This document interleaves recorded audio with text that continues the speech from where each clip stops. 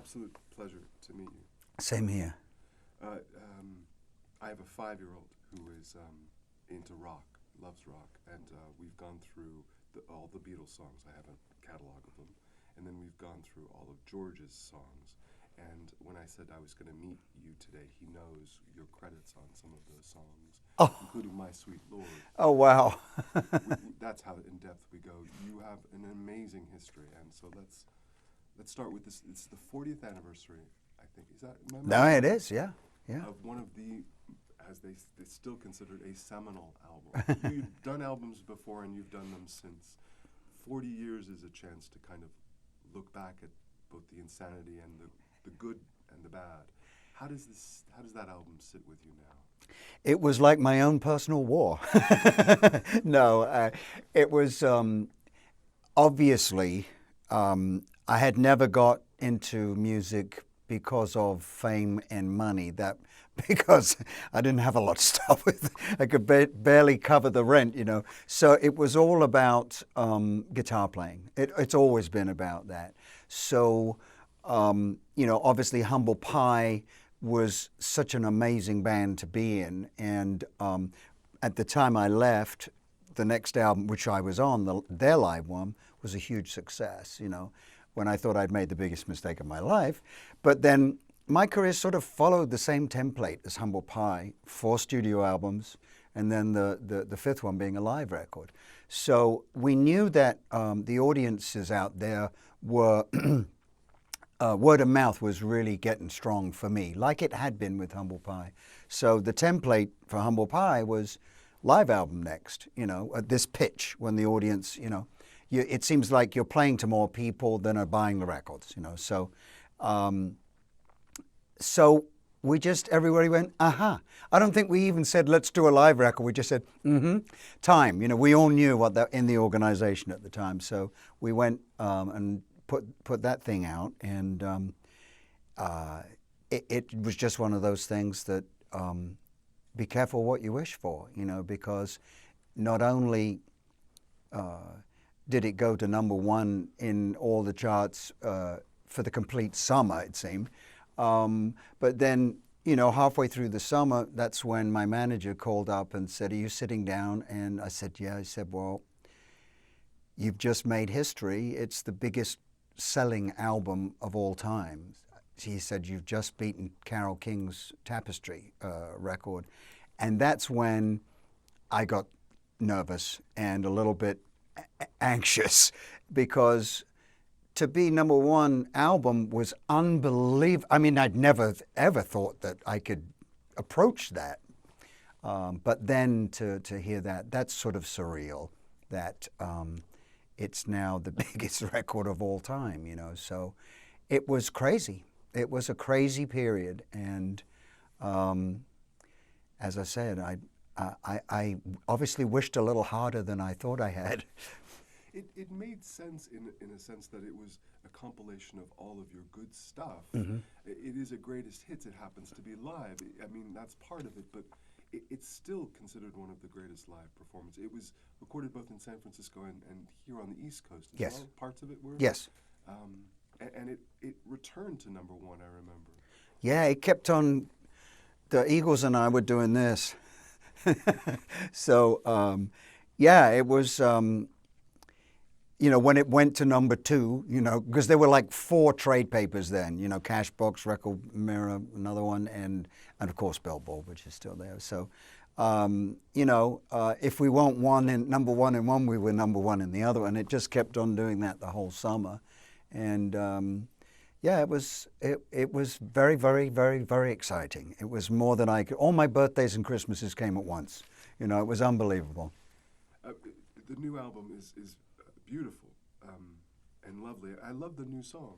Oh, thank you. I think it's up there with all of them. It's a really, really nice song. Well, I got really inspired by when I started the acoustic album, which was something that I never thought I'd do, just a complete acoustic album. But then the idea of redoing the classics that way to start with was, I thought, well, now that's good, because it's as if I'm sitting with you, Mark, and I said, cup of coffee and was sitting talking. Oh, I just happen to have a guitar here. I'd like to play you a song I wrote last night. And I sit down and play you one of those songs off the Acoustic Classics album. And the performance I would give you would be, it's like, it's just, the egg has just cracked with the song last night. You know, it's just been born. And the performance you would get would be a one-on-one, highly emotional, I would think. And I've often said that the first time you play that song, it's not going to feel as fresh or as different until you've played it on stage 50,000 times, and then it takes on another. It morphs. They all do. My songs change on stage because they can, you know, and I like that, you know. So there's a freshness to the acoustic take, and I wonder if you. First of all, the guitar work is amazing. You're doing guitar solos on an acoustic guitar, and it's you don't need electricity. But can you tell me about the architecture of the songs? These are decades old. What did you find that you'd written that you could do that with? Many songs in today, if you tried to do anything with symphonically, acoustically, opera, they can't hold it. Your songs can. Did you learn something about yourself? I think that I was very pleased that the songs held up, you know. I mean, I have done acoustic little spots within the act, you know, for years. So I'm used to doing acoustic stuff and breaking it down, but not used to going back to how they were first written. And, you know, very early on, I learned that, you know, you can have a great band, you can have a great producer, great studio, everything can be right but if you don't have great songs, you've got nothing. You know, you have nothing. So, I mean, like the Eagles, I always bring them up because they sort of had the perfect career in as much as they only went anywhere near a studio when they all agreed they had enough great songs. And it's sometimes at 4, 5 years between, 6 years between records. And I definitely learned from that. Right. You also, after his huge success, things settled down a little bit somewhat. You went on the road with Bowie. Mm-hmm. Any remembrance of him as well? We've lost him as well. Yes, well, it's tough for me because we sort of, we've known each other since I was 12 and he was 15. My father was his art teacher. And he became a family friend. My dad and my mom knew him, and, you know, if on the Glass Spider tour, when we did the announcement in New York, we did a little press conference and then played live, you know, which people weren't expecting. My mum and dad were there, you know, and then they come back after the show. And then they just disappear off with David somewhere. That was it, catching up, you know. So my oldest daughter traveled on the plane with us on the Glass Spider tour and slept in David's private bedroom. So, you know, it was sort of like, for me, for all of us, we've lost a genius, a one of a kind, you know, that you can't. And he taught so many people how to redirect your career, including me. I mean, he was very much a mentor to me, even as late as when I did my instrumental record, Fingerprints. I called him up. Well, he'd suggested it years ago anyway, but so I called him up and say, I think I need a sax player on this one track. And I said, who have you got? And then he gave me a whole list. This is what you need. And he said, let me know how it goes. So I sent it to him. And then the best thing was when I called him up and said, hey, guess what? I got a Grammy. So yeah, he was behind the scenes on that record too. So I wanted to ask about that album. That was not that you needed it, but did it feel in some ways like that 1970 moment was not a fluke? I'm a real musician. You need to listen to me, not that forcefully, but here's proof that I'm capable of a great deal of music. Was it a kind of redemption? Or do you see it in those ways? I definitely felt I mean, there was sort of deathly hush when I first announced I wanted to do. What are you going to do next? Instrumental album. Great, that'll be fabulous. So, and then everybody got it, you know. A&M, and I went back to Universal and asked if I could be on the A&M label again, just for old time's sake. And they said yes, and I said I'm going to do this, and everybody got it. You know, it's time to Pete to bring out the guitar and stop singing for this one record. And I think it just was a wonderful moment for me. Not the award as much, but knowing that my peers voted me as the guitarist for that, to get that Grammy. And as soon as we walked out of the room, because it was one of the non-telly ones, you know, walked out, Larry Carlton, the wonderful, wonderful guitarist, comes running across the lobby and gives me a big hug. That was almost better than the Grammy, I have to say. And Larry's a wonderful guy, good friend.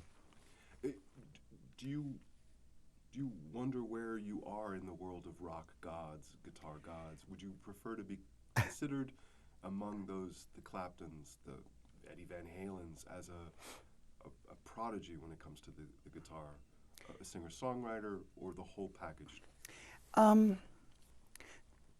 That's a very good question. I've never quite thought of it that. I think that obviously I never really saw myself as a singer. Never really wanted to be the front guy. Grew into it.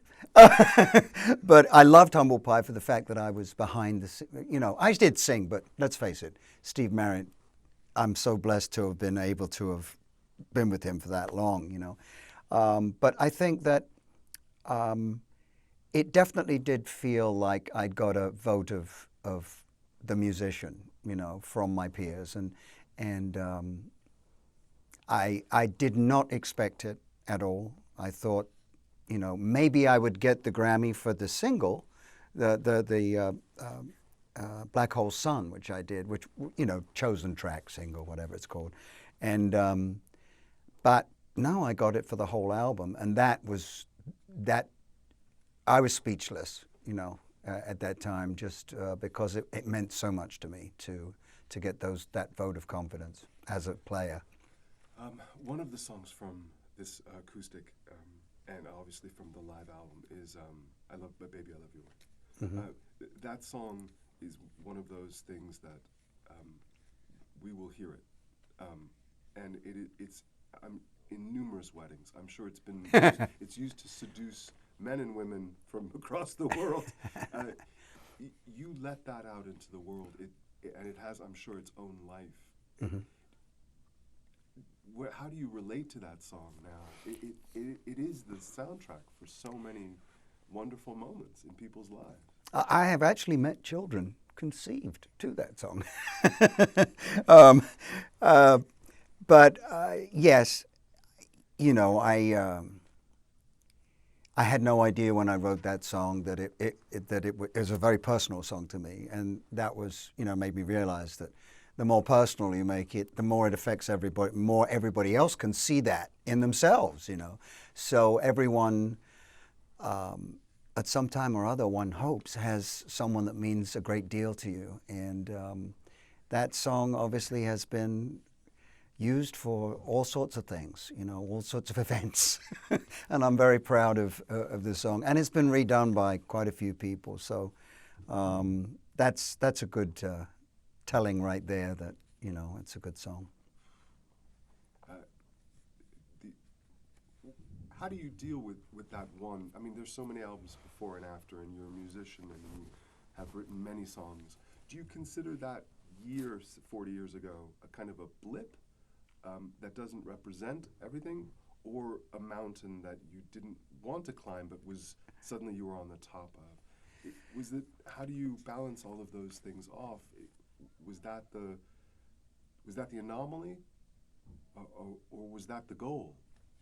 Oh no, I think I had a much smaller mountain in this mountain was way too high. This was Everest, and I was on the top.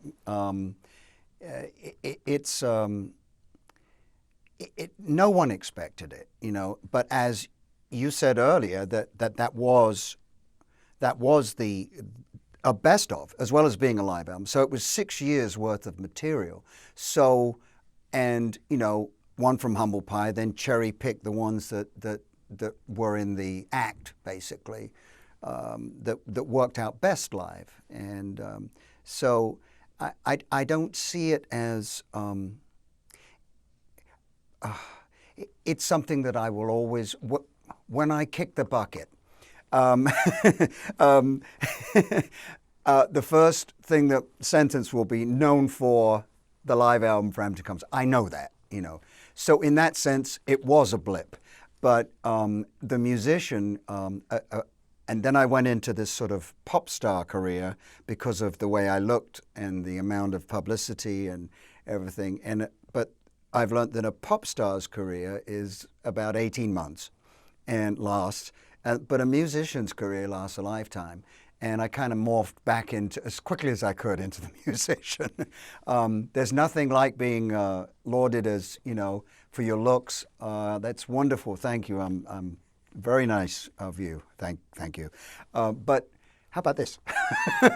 You know, but I can't, the way I looked played a big part in it, and I know that. And, you know, that's, what are you going to do? I can't help it. Last is, do you think that that part, that musician part, that the incredible soundtrack that you've given us over these albums is going to be the thing that we'll know you for? Not that blip, that you're getting at least some of the respect from the peers as a founding, important artist that you must know? Well, I over the last few years, since Fingerprints, things kind of sped up, and, you know, more demand for me out there live. I've been working really well, you know, every year, you know, and it's fantastic because I love to play live. But I'm sorry, I forgot the beginning of the question. Can you do it again? Sorry. Not at all. As you become known more as a musician who can play, and you're putting out acoustics and all of the rest of the album, that you'll get the respect that you kind of deserve as one of the founding important musicians of our generation. I think that's history will tell. You know, as far as where I lie in the bowl of guitarists, you know, I know that my fans out there, my devout, and they are devout. I love my fans. They're just so great, and have always been there for me. I know that they regard me as my whole career, you know, as from The Herd, Humble Pie, everything, you know. Comes Alive is just a ginormous, you know, it's the Everest, you know. And as Cameron, my dear friend, Mr. Crowe, Cameron Crowe, was asked, I think in one of those biography things, so what happened to Peter Frampton when that album came out? And he says, well, it was like Peter was strapped to the nose cone of a rocket. He was shot off into outer space. He landed on a planet, got off, and there was no one there but himself. And that's the way I felt when that thing hit. It was like, who do I ask? Who knows? I'm the only guy that's been this high, you know, as far as record sales, you know. So, and then I was looking to people that were very experienced, business people, you know, managers, agents, and record companies. But everyone went, do another album, you know. And that was something that I didn't want to do straight away. I didn't want to do what was to be the I'm a New album straight away. But I succumbed to the demand of the decisions that we all made together, that it would probably be the old rules were, if you have a big album, you jump on releasing another one quick. But if we go back to the Eagles, how was I supposed to have 6 years worth of new material on a studio album as good as what had just come out? It was slim pickings, you know, that to hope that I could do that was a big hope. You'll get your due. We're good. Let's take pictures then. Absolutely.